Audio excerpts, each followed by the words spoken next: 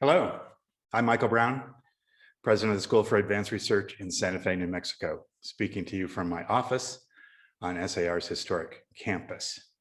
It's my great pleasure to welcome you to our annual President's Lecture as part of SAR's Creative Thought Forum series. This talk features Robert Krulwich, former co-host of Radiolab and one of the most experienced and, if I might say, quirkily original science journalists working today.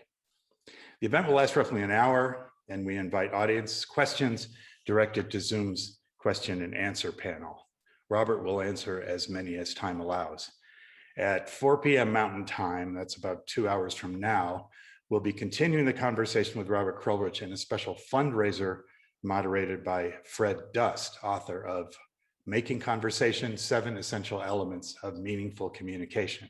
This interactive event will give participants an opportunity to engage with two brilliant minds in a deeper discussion about what is fact and what only feels like fact. If you'd like to participate in this conversation and fundraiser, there's a tax-deductible donation of $150. Proceeds go to benefit the Creative Thought Forum so that we can continue to bring exciting and inventive thinkers to you in the coming year.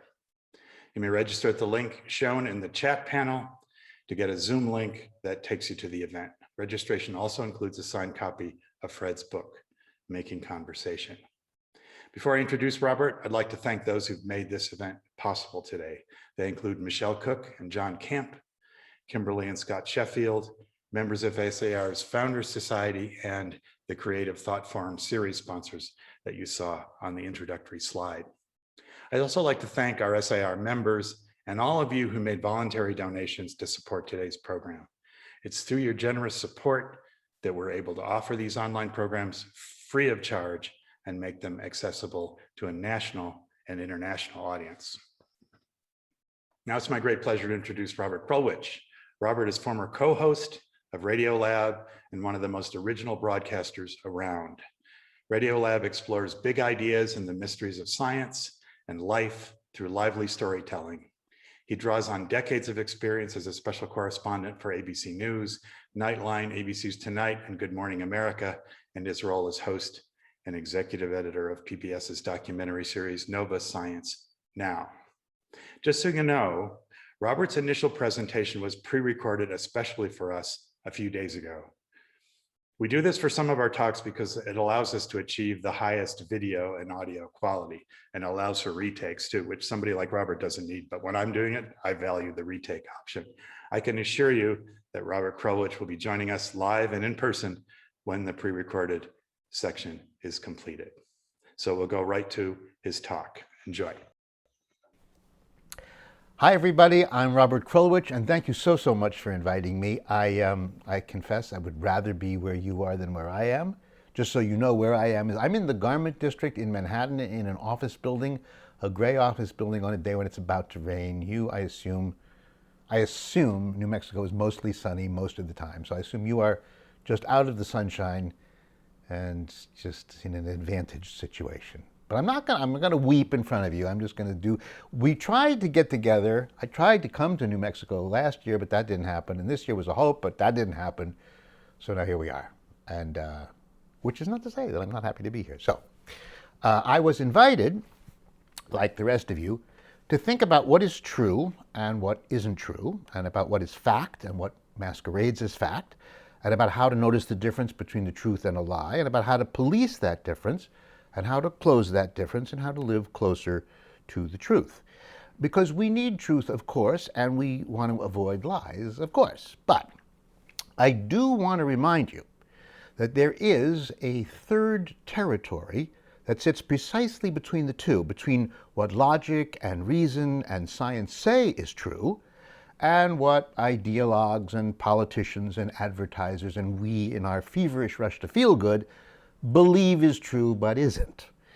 And while most of the time we can distinguish between facts and lies, sometimes we can't. And in this mushy and foggy middle space where truth and fiction mingle, I'm going to make an argument that beautiful and essential things can happen, because there are occasions, and I would call them precious occasions, where you can't tell what is true and you can't tell what is false, but you have a hunch, a deep, rich and unexplainable feeling that you cannot deny that says, I don't know how to make sense of what I'm feeling here, but I can't stop feeling it. And this can't prove it, can't shake it space. It can be unreliable for sure, but I'm also going to argue it can be rich with mystery and with intuition, with knowing and not knowing, and it's here where we can often fuel our imaginations and produce poetry and beauty and sometimes even newer and better science. And that's a good thing. It's not a bad thing. So I think we should celebrate, especially at a meeting like this uneasy middle between truth and untruth, because I think it's so exercising not to know what's going on and not to know the answer. So to give you a more solid sense of what I'm talking about here, let's start, and why not, with a short story. It's a true story, and it begins on a beach where we're going to find a tall, quiet, dignified man standing in the sand with his shoes on, probably, wearing a suit, probably, poised at the shore's edge looking out at Lake Superior. It's early in the morning, just before sunrise. There's a fog coming in. It's very quiet, and not a problem for this guy because he's used to quiet. He grew up with no brothers and no sisters. His mother was deaf. His father was shy, not much of a talker. And they lived way out on the edge of town on the prairie. So most of his young life, he learned to live in silence and with silence. This fellow became a scientist, an anthropologist. He spent months digging up old bones in remote places. So he stayed quiet and wrote books about deep time and the history of life. And they were bestsellers back in the 1950s and the early 60s. Loren Eiseley, that's this gentleman's name, was famous at the time and dignified and private. And on this particular day, as he turned away from the water, he saw what looked like faint tracks in the sand. Animal prints? Maybe, he couldn't tell. So he followed the trail down to an old wooden boat that was turned upside down, half sunk in the sand. And then just for a second, he thought he saw something move under the prow of the boat. So he walked just a little bit closer and he bent down, and that, he says, is when I saw my miracle. What he saw were two little ears lit by the morning sun, he says, and right below those ears was a small, neat face looking shyly up at me, he says. Ears crinkling with curiosity. They had not yet learned to fear. And what it was a pup, a fox pup, that had been left alone. God knows what had become of its brothers and sisters, Eiseley writes. Its parents were probably out hunting or providing, so warily, Professor Eiseley kneels down in the sand, his knees getting damp, one supposes, and the pup, crazy with excitement, peeks out and offers Eiseley a chicken bone, probably left by his parents, which he holds in his mouth. And as Eiseley leans lower, the little fox shakes the bone right in Eiseley's face, inviting him, that is Eiseley, to grab on. And it did this, says Eiseley, with the innate courtesy of its two forepaws placed pleasingly together, along with a mock shake of its head. So there was nobody around, no one who would see this. The universe, Eiseley writes, was swinging in some fantastic fashion. It was not a time for human dignity, he says. Gravely, I arranged my forepaws, while the puppy whimpered with ill-concealed excitement. I drew breath of a fox's den into my nostrils, and impulsively, Eiseley sees another chicken bone on the pile, picks it up, puts it between his teeth, and shakes back at the pup. And the pup grabs on and hugs the bone. A miracle, Eiseley writes, is when there's a sudden suspension of the natural order, and that is what happened here. Two of God's animals, separated by a millennia of genetic difference. One large, bipedal, quiet, shy, older, covered in cotton and polyester. The other, a quadruped, covered in fur, 1/50th the size of the human, much, much younger, with the fearlessness of a pup. The two of them find themselves in a tug-of-war on either side of a chicken bone, where they shouldn't be. And yet, there they are. Round and round we tumbled, Eiseley says, and Eiseley's heart as he describes it, roared with happiness. He was in a kind of ecstasy, but just for a beat. And then he rolled the little pup back onto its back, stood up, and he walked away. He couldn't let this last. It wouldn't last. The sun, he writes, was halfway out of the sea, and the world was swinging back to normal, and soon the fox adults would be trotting home, and he didn't want to be caught playing with the baby in front of the parents, what the parents would think. But he says, I had been allowed my miracle. It was very small in the way of most great things, and yet, he says, it was the gravest and most meaningful act I shall ever accomplish. And remember, this is a scientist talking, and an eminent scientist. Okay, so that's a story. It is not the only one of these stories. There are lots of these, also told by men and women of impeccable logic, champions of reason, who still can't stop feeling a feeling that they've crossed some line and truly shared a moment, an intimate moment with an alien being, breaking rules that are supposed to keep such different types apart, rules that say two such different creatures cannot share. It's not possible. And yet, Alan Lightman, professor of physics at Caltech, he is sitting on his porch one afternoon at his summer home in Maine, and it is August. And I'm going to read you from an essay that he wrote. Different book, different guy, different decade. Two baby ospreys of that season, he says, took flight for the first time as I stood on the circular deck of my house watching their nest. And all summer long, they had watched me on my deck as I watched them. So to them, it must have looked like I was in my nest just as they were in their nest. And on this particular afternoon, this was their maiden flight.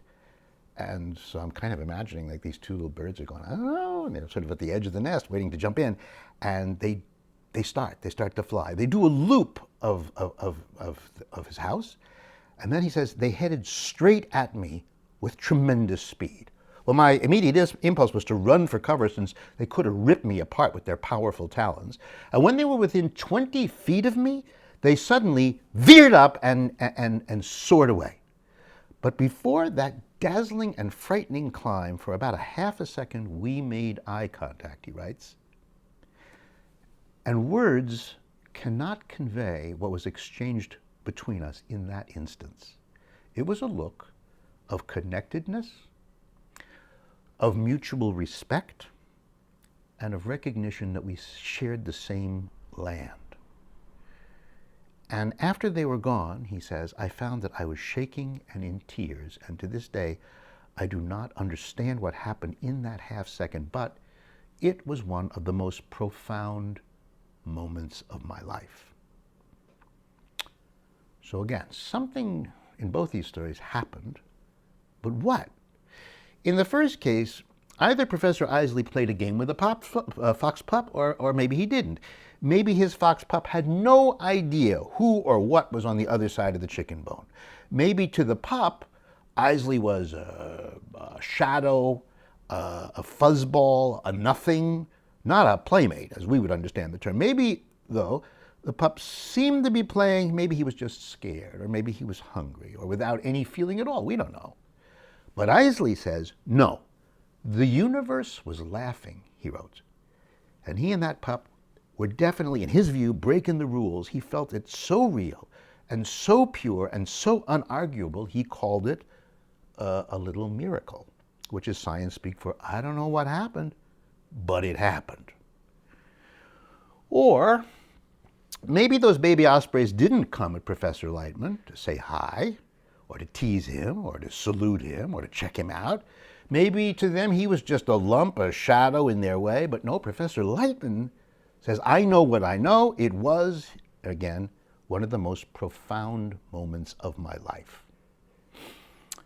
So Homo sapiens and a fox, Vulpes vulpes, the osprey is in the Latinate Pandion haliatus.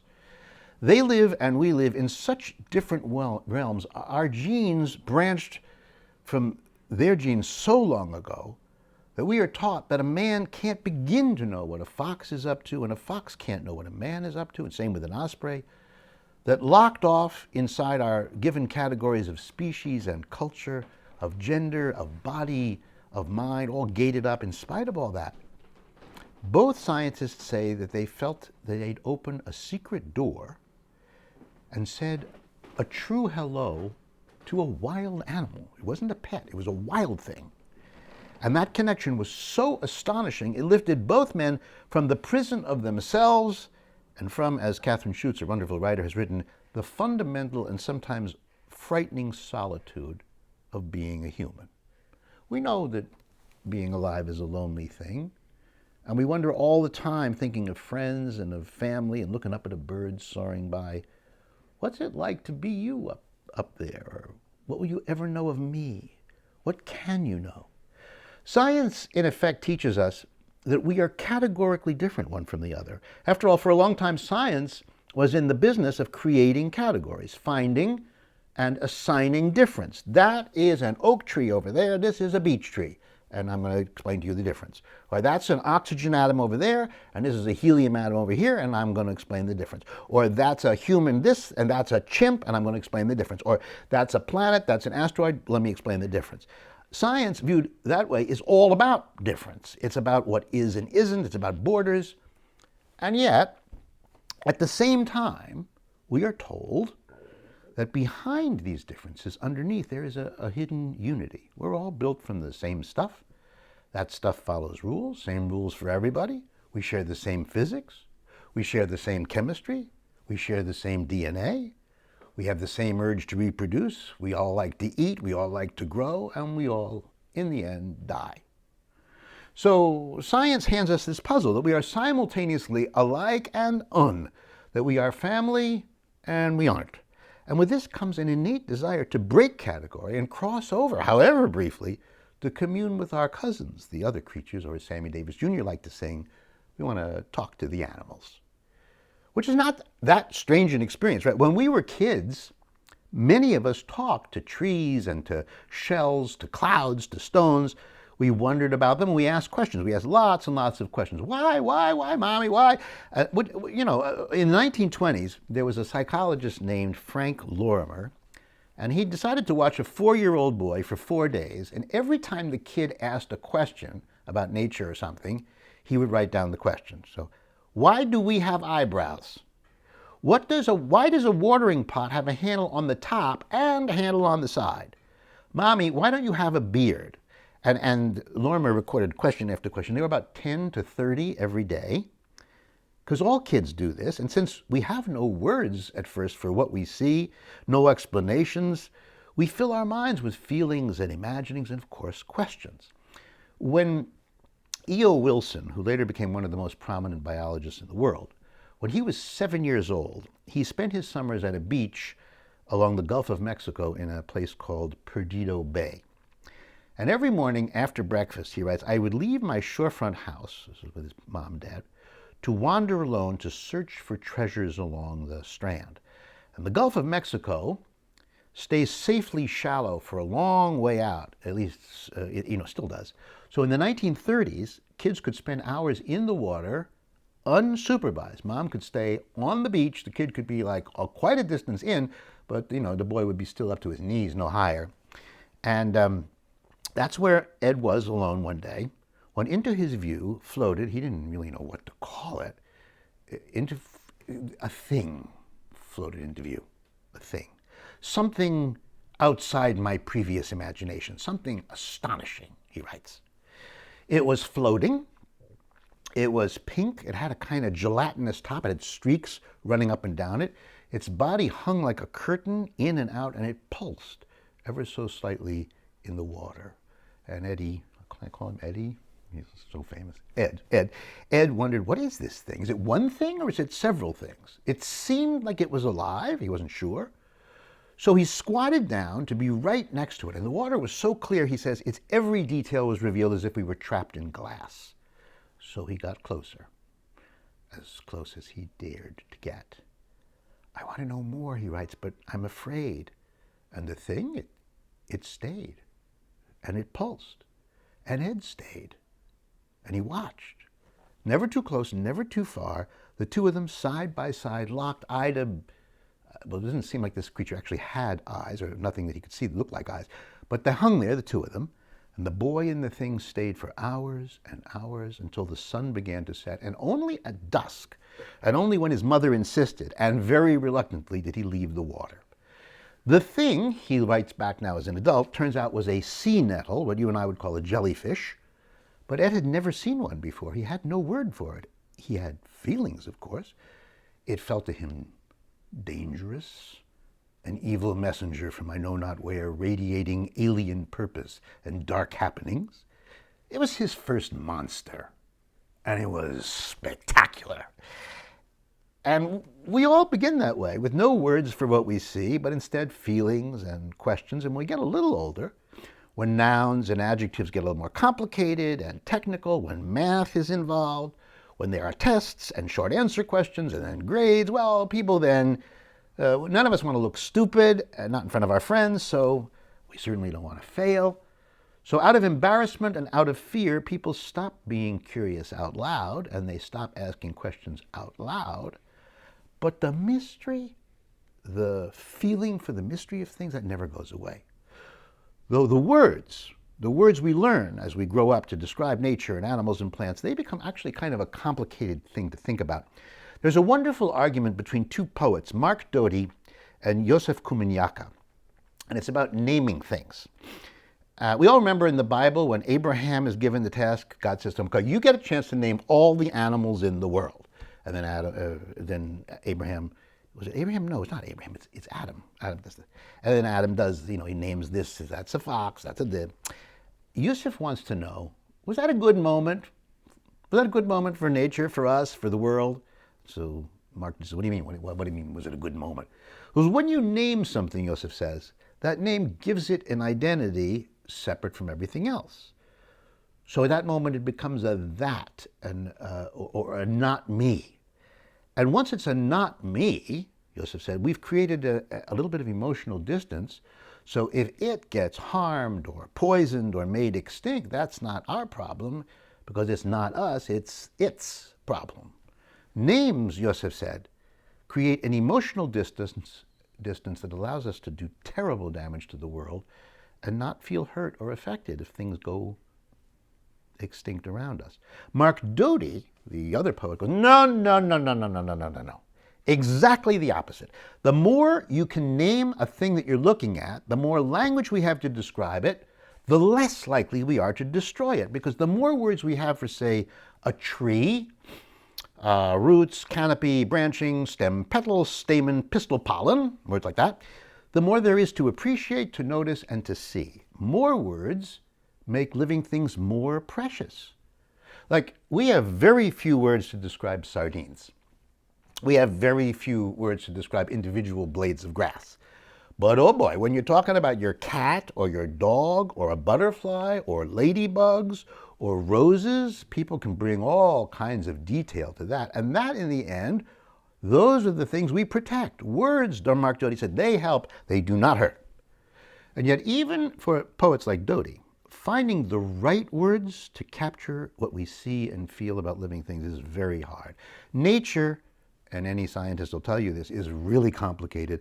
And the words don't always get it right. Sometimes the math does, sometimes the Latinates do, but it's very hard to pin nature down, and nature doesn't want to be pinned. It's too mysterious. The world is wily, writes the poet Susan Mitchell, and doesn't want to get caught. So, to solve this problem, what Mark Doty calls our speechlessness, the best poets and the best scientists go to metaphor. To this reminds me of that. And when it's done right, it is so gorgeous. One of my favorite all-time metaphors is created to explain how valleys and canyons get formed. Lauren Isley, this whole speech is going to be infused with Lauren Isley. He's kind of gone out of fashion, but man, he was so good in his day. In this case, he's trying to explain erosion to a bunch of kids, or maybe to a lay audience, and that's hard because you can't see erosion. It happens so slowly through wind or water. And he wanted to explain to it how it works, but it's too slow to be appreciated by someone with our time span. So I imagine him standing at the edge of the Grand Canyon, trying to account for this immense, gigantic hole in front of him. How did it get there? And the phrase that he comes up with, it's just a passage in one of his books, is, we are looking at, this is the phrase, the magnificent violence hidden in a raindrop. I'm going to say that again. The magnificent violence hidden in a raindrop. So just think, every raindrop falling, I don't know, up in the Colorado Rockies, at the headlands of the Colorado River, is suddenly a teeny splash of a shovel pushing a grain of earth out of place, and then another, and then another, a trillion billion raindrops pushing a trillion billion grains over 100 million years. And what do you get? You get a hole, and you get a huge hole.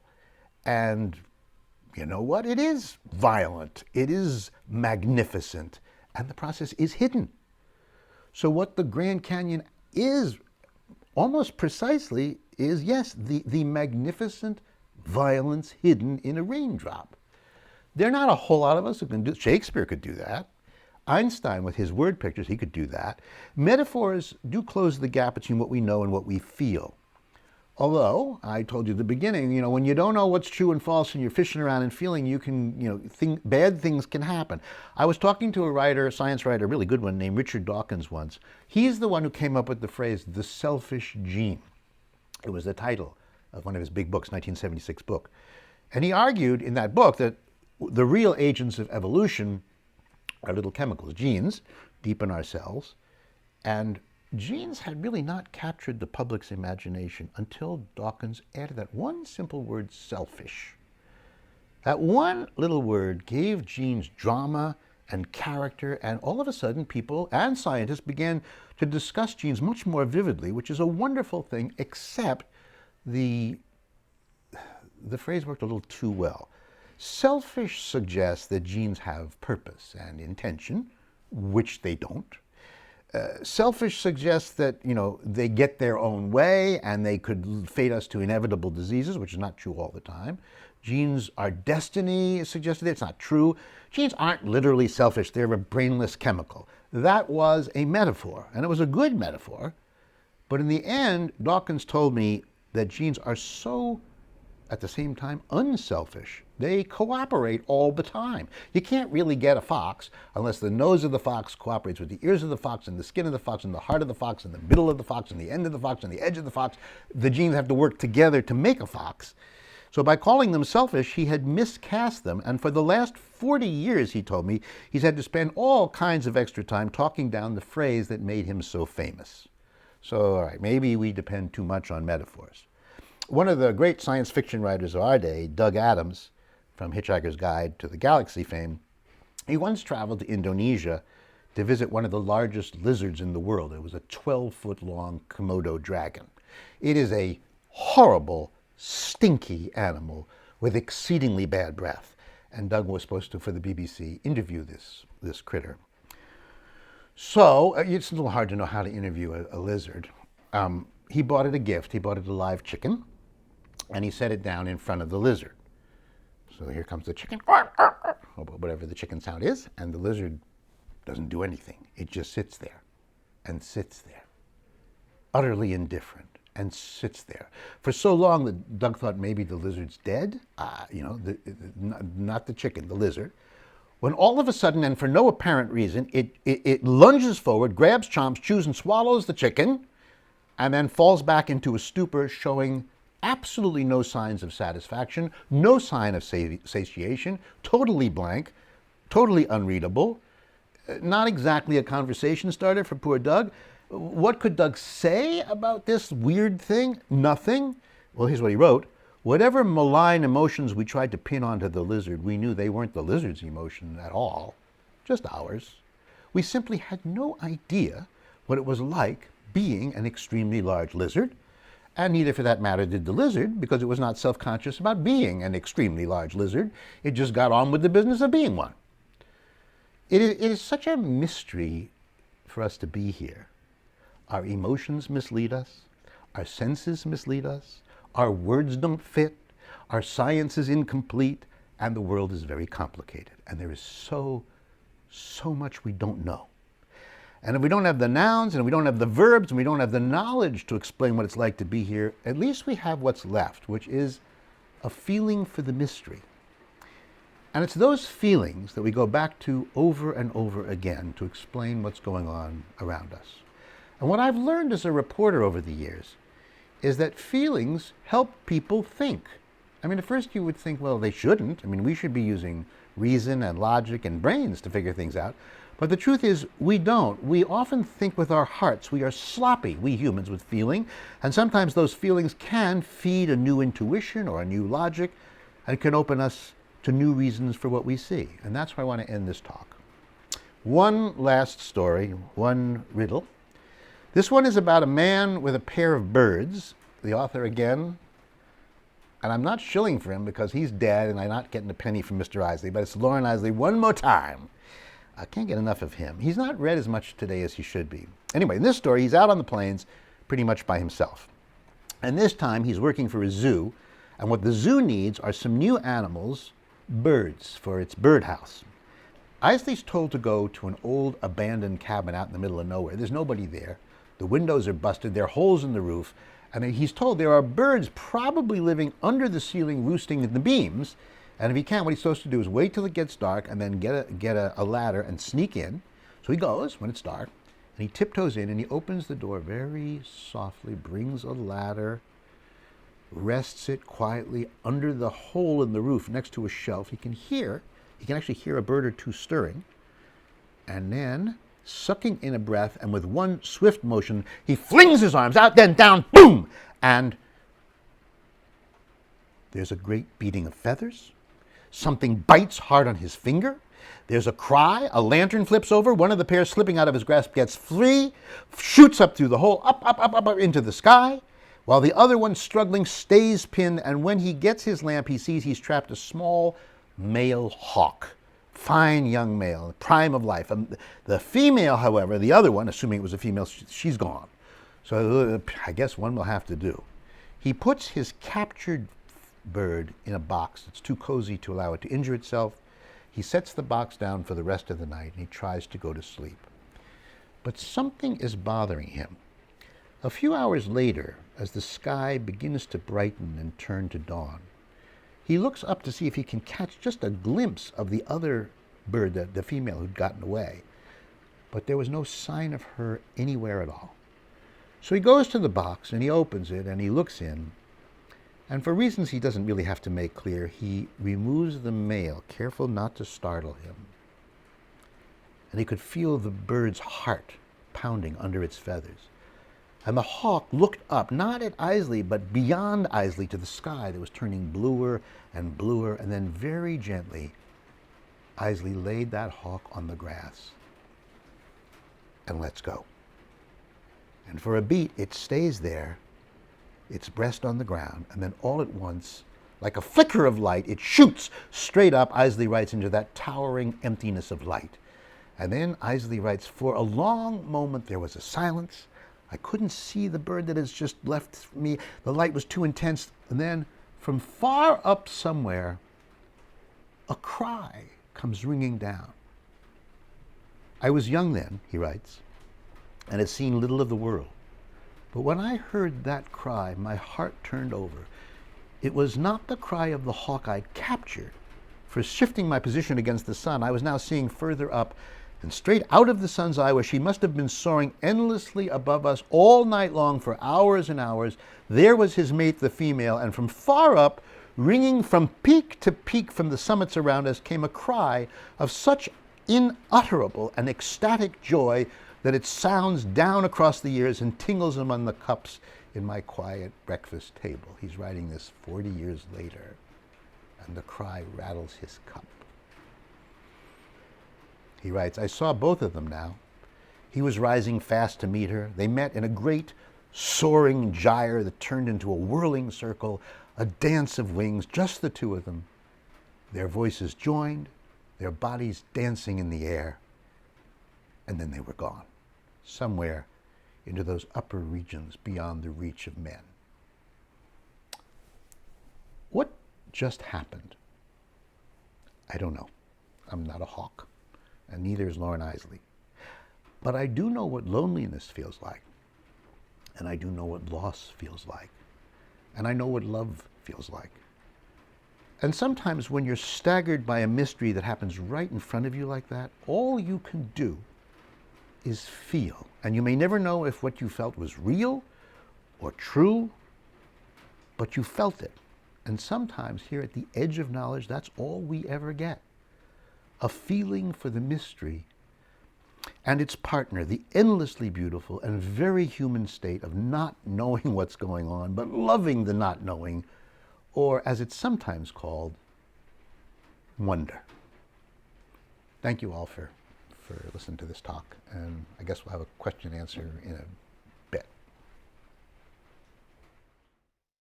Address them. Hi, Robert. Thank you so much. One comment came in that I thought would interest you in the chat line. SAR board member and archaeologist Jerry Sabloff says the first anthropology course that I took at the University of Pennsylvania was co-taught by Lauren Isley. Not surprisingly, he was as good a lecturer as he was a writer. That's like finding out that, I met Abraham Lincoln in my younger days, and he told a good story. I have wondered, because he taught at Oberlin where I went to college, but he taught before he went to the University of Pennsylvania. And I don't know whether guys who write books that are as beautiful as Isley's are in the classroom as beautiful in front of people as they are on a page. I would love to have heard him, though. I don't know. I mean, it's funny. His job, I guess, as a writer was to explain Darwin to a newly interested public. And book after book is about that, in which he has to describe things like the Grand Canyon and long stretches of time, in which he has to explain what deep time is, in which he has to explain small incremental changes, in which he has to make sure that you don't think that that the design is going anywhere in particular. It could be going anywhere. He's doing a lot of work, but he does it all with poetry. He does it all. And I think that was the spirit in which I did this talk, because I kind of got fascinated by one story after another of this guy. And I thought, what is it that's so magnetic about the places where he stops and looks? And so frequently it's where he doesn't know what just happened, which I find, when I think about it, is just an extraordinarily beautiful place to be all the time, as often as you can be. I mean, so many people want to know the answer or get it right or get it on or get it done. But boy, to linger at a mystery, that's the nice place to be for me. I'll tell you one story that's like that. Chris, most of your stories were about natural scientists, but we were talking before we started, and I spent several years working with an Amazonian indigenous people in northern Peru. And one day, one of the problems, the sort of hazards of living there, was something called the botfly. Have you ever heard about them? Oh, yes. Yeah, We did a story about a guy in Fenway Park who had a baby with a botfly, which I'll tell you about in a second. Oh my gosh, okay. Well, for the general audience, this is a species of fly that implants its larvae in human skin. And the larva grows and eventually emerges, but it can get infected. It can cause great discomfort. My next door neighbor had a problem with a botfly in his back and his shoulder. And I just happened to be hanging around chatting with people, and his brother came over and said, well, I'll take care of that. And he leaned his brother up against the house with his hands on the wall. And he began to make a kind of slurping sound with his mouth, kind of a slurpy, slurpy, slurpy, slurpy. And I was standing, I was 18 inches away from this lesion, which was infected. And all of a sudden, the head of the worm, the larva, just appeared at the top of the lesion, and he just like popped it out. And of course, his brother screamed; it hurt. But I have asked a million entomologists, like, how do you call a botfly larva? I mean, could this?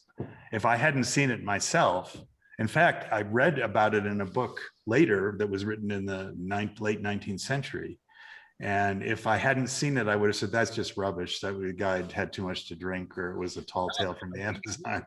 We met a guy who's at the University of Chicago, very famous biologist. He wanted to be a pregnant man, as I guess men do from time to time. Like, it's one thing you just can't be. It's like a person you want to You know, if you're a mammal, you never get to fly. You look at a bird, you think, gee, I wonder what that's like. So guys think, well, I wonder what it's like to have a baby. So he is in Costa Rica. A botfly lands, drops an egg on his head. A lump develops on his head. And he tells his girlfriend, he says, I'd like to see this lump to its natal beginning. In other words, I want to have this baby. She says, you have a pest in your head. I mean, come on. And he leaves Costa Rica. He goes back to, I think he was in Boston with her. He's in Fenway Park in the eighth inning of a fairly important baseball game, and he feels that his time, or its time, has come. He feels a stirring at the top of his head, and he tells her that they have to go home and rush back so that he can have his baby botfly, which he then does.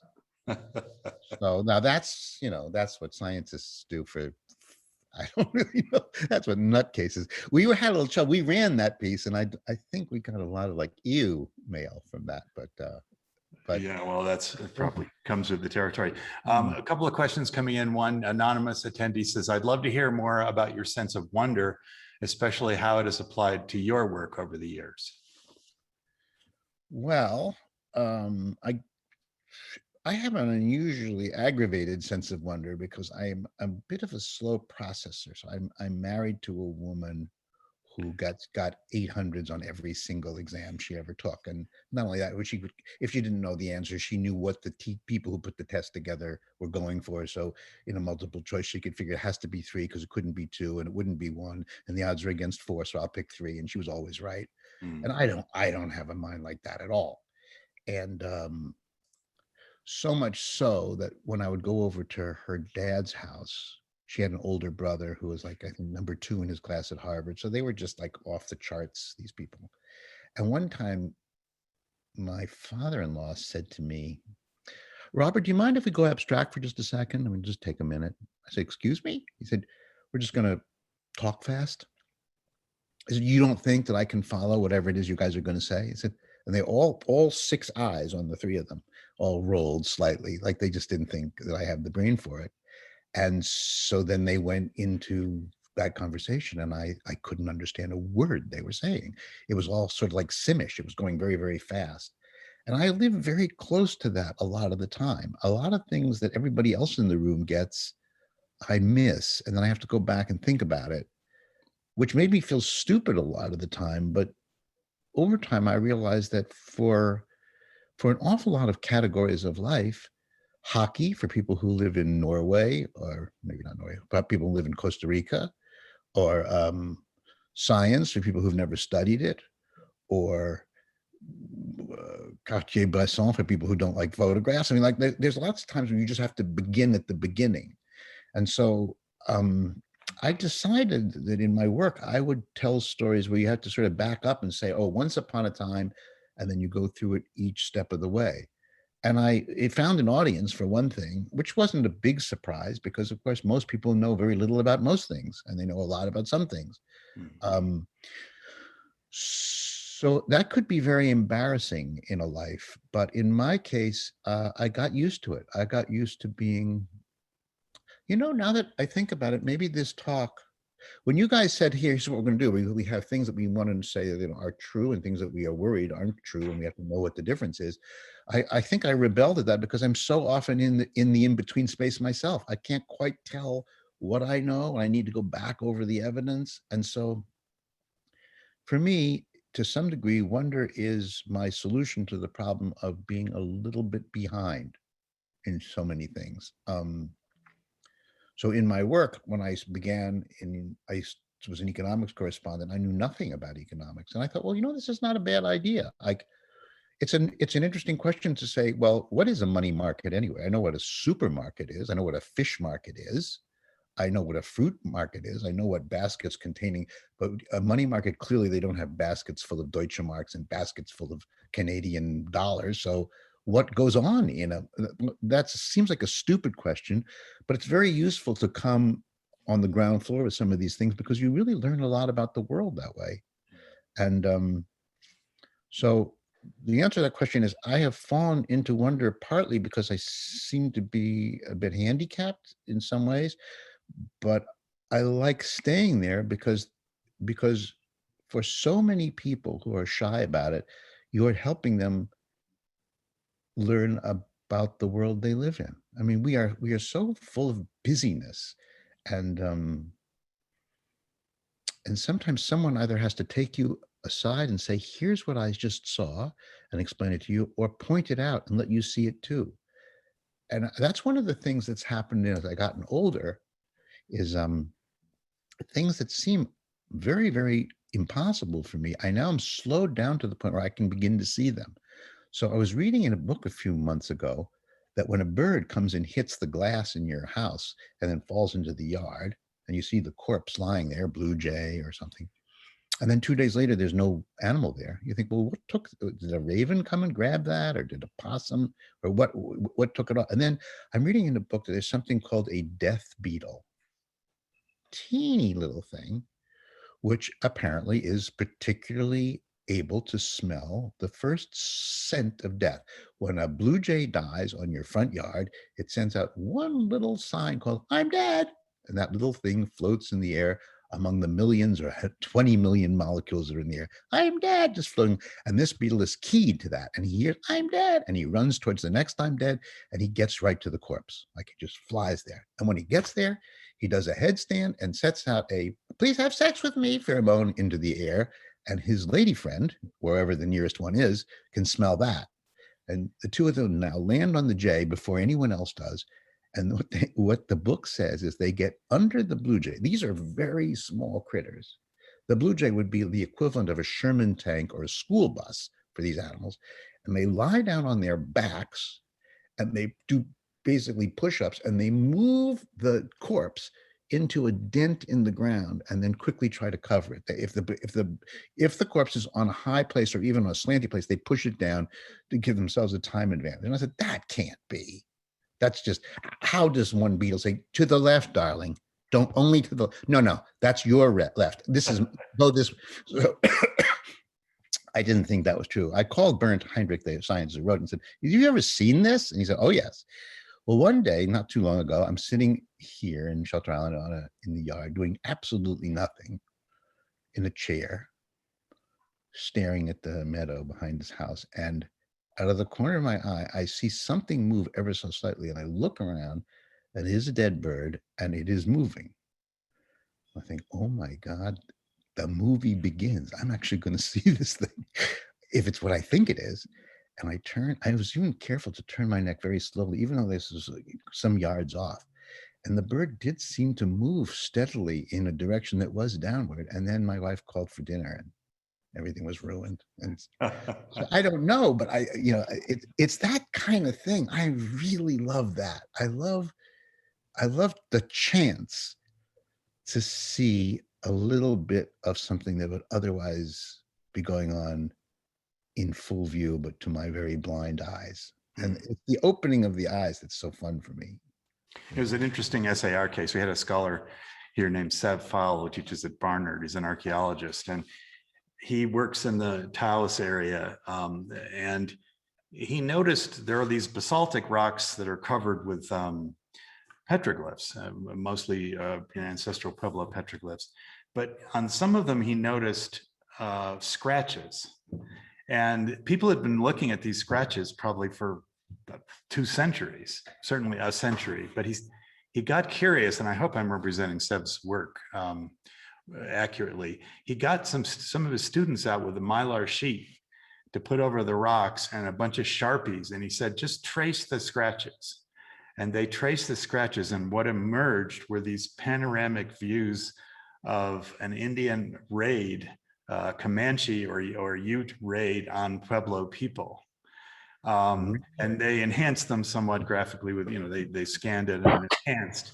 And he discovered this whole genre of rock art that apparently was done during the period of the Comanche raiding in northern New Mexico and West Texas and so on. And after doing these raids, they'd all put their teepees up and they'd have a big party and they'd brag about what they'd done, and they'd scratch and here I shot 4 arrows at this guy, and here and what I loved about that, and he eventually brought some Comanche elders out from Oklahoma to look at it and verify what they were. But what it just made me love, I mean, tremendous respect for an archaeologist who this thing had been in plain view for hundreds of years and nobody had noticed it, but he had just enough sense of wonder and curiosity to Well, put there's it so to many use, occasions you know? for that, like all the time. It has to have a certain kind of eye or a certain kind of, like my mother would, for example, I remember she would go like to Bloomingdale's, a department store in New York, and just go on the escalator, and a perfect stranger would get, next to her, and she only had to go one level up, say. So that's what, 35, 40 seconds. And by the time she got to the top of the top of the escalator, the woman next to her was saying, so I divorced him because I had to, and I'm going, why would a person do such a, so she was already in mid discussion in some kind of, and to some people can touch the world and the world just opens up and tells stuff. And other people just have sort of, they have the eyes of a spy, like that, like what you just described. Mm. I was in the Temple of Dendur, which is a very famous Egyptian temple. It was moved to the Metropolitan Museum of Art in New York City. It's the location for many, many cocktail parties by corporations and stuff. And people wander through it all the time. And I noticed one time when I was there that there was a graffito from somebody in 1851. And it said, because this was a time when Napoleon had lots of soldiers. So they just called Jean-Pierre was here. I was here with Napoleon, and I'm carving myself right here into this pyramid. But in this case, it was a New Yorker. I thought, what a funny thing. Like now this guy went all the way up the Nile and was hiding, but nobody, and he carves his name, Jerry Jones from New York City, and now he's back in fucking New York City. Like, oh my God, like what is that? And he's caught. I thought, I wonder who he is. And so I went and looked him up, and yeah, this is like sometimes the gods are very nice to you. He turned out he was the head of the New York Historical Society 40 years later. Caught with his pants way down, because I'm sure there must be a rule in that building called "Do not deface historical plate." Absolutely. He Yeah. was caught. So A couple of comments are coming. They're really not questions. Jerry Savalov again said Isley had a larger than life presence. Immense Journey is still one of my favorite books. that's the one. And Yeah. another anonymous said, well, and it's maybe a little off topic, but we'll see. The question is, what do you think about deep fake videos?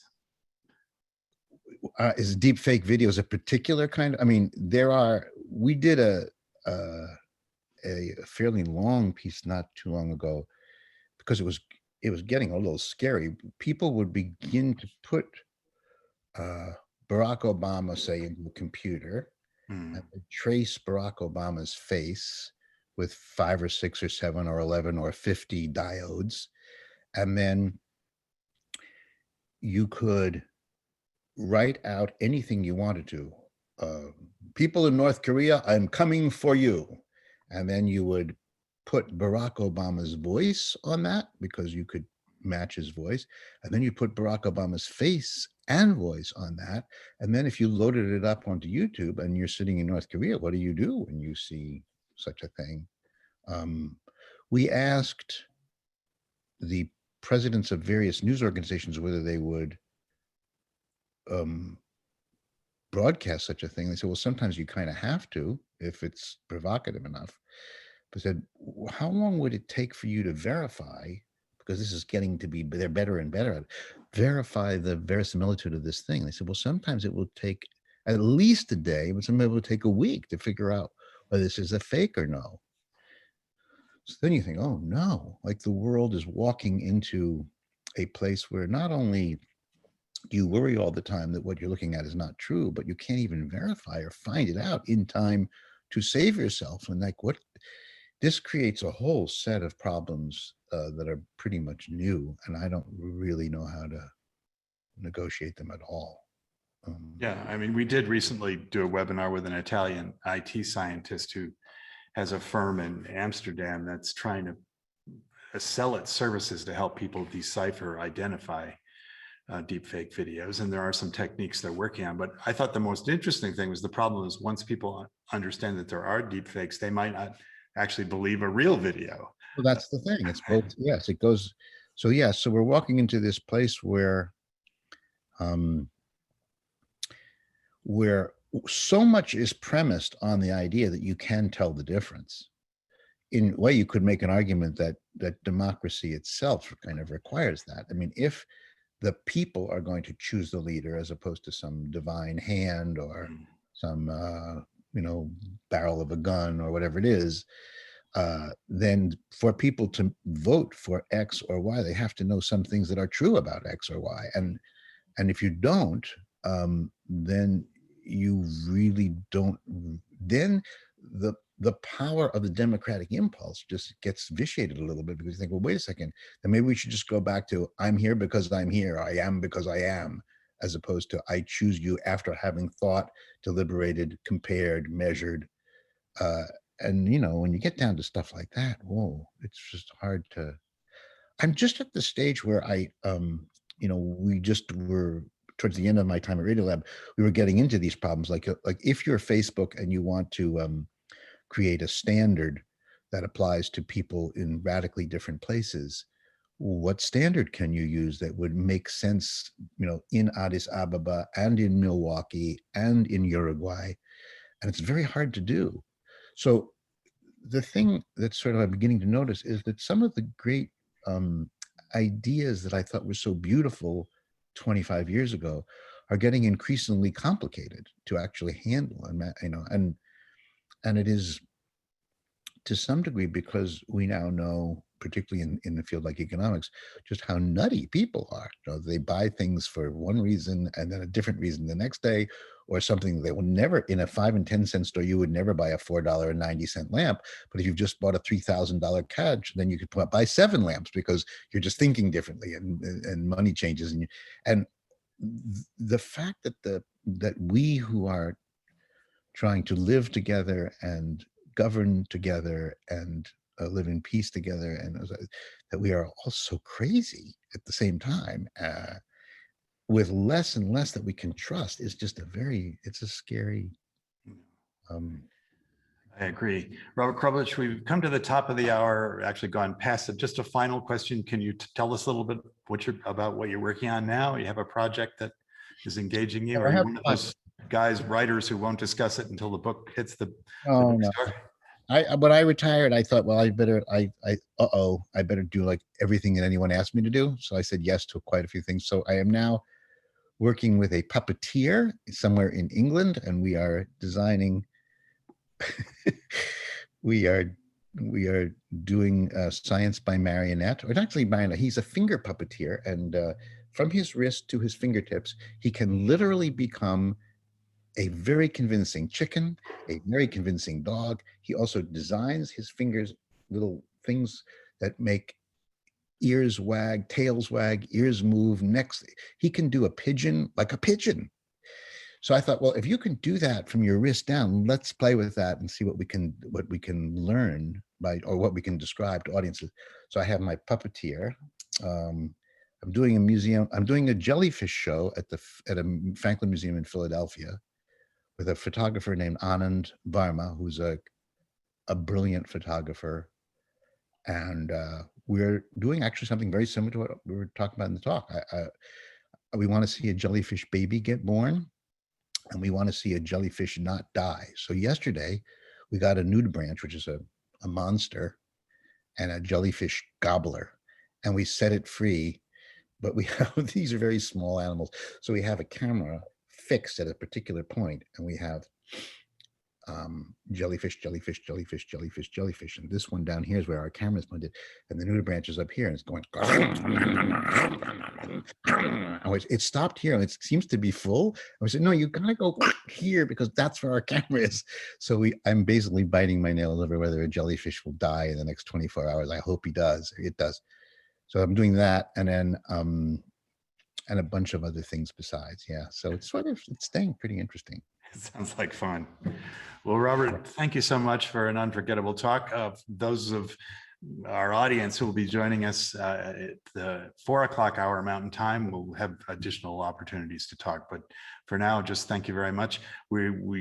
We're sorry we couldn't get you here to Santa Fe. We were looking forward to it. Yeah, well, me too. Like, maybe it can happen someday. You got to see the campus. You got to see the food, or taste the food, and there's a lot. It's a pretty interesting place.